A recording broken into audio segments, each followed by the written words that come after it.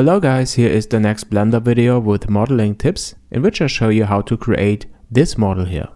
I will demonstrate and explain two methods on how to create it, so let's jump right in and delete this before we create it again. Okay, in the first method I add a cube, then I switch to edit mode and add 4 bevels for the edges in the middle.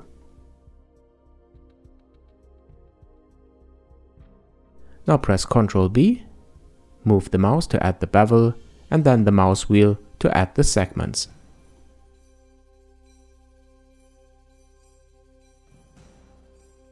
Then I switch to wireframe, and to edit mode, vertex selection, and then I press B to box select these vertices here, and then I delete them. And I end up with this part, move it to the center in edit mode.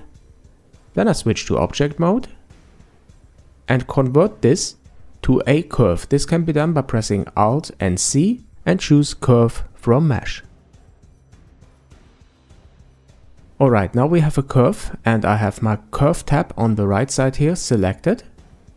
Then I choose full for the fill type and the smooth I set to a higher value. This is just to avoid twisting for the mesh that I'm going to create. Then I increase the depth and the resolution are set to 2.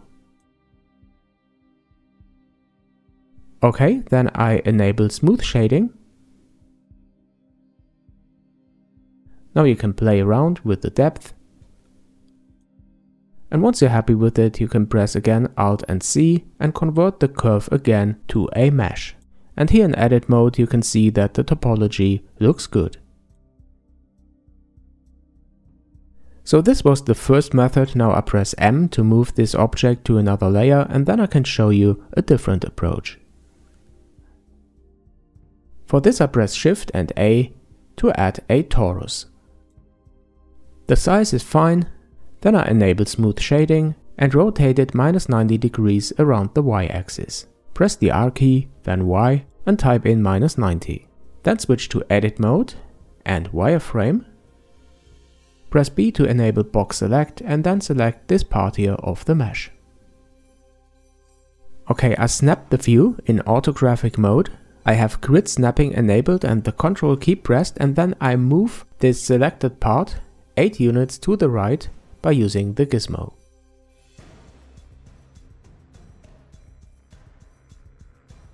Okay, great, and now I do the same thing for this part here of the mesh.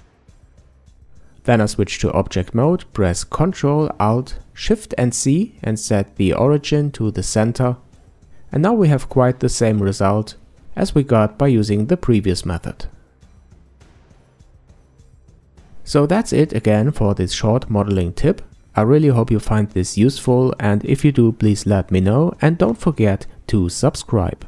If you want to help this channel grow, please support me on my Patreon. Thanks for watching this. Thanks for your support and see you soon on JNM.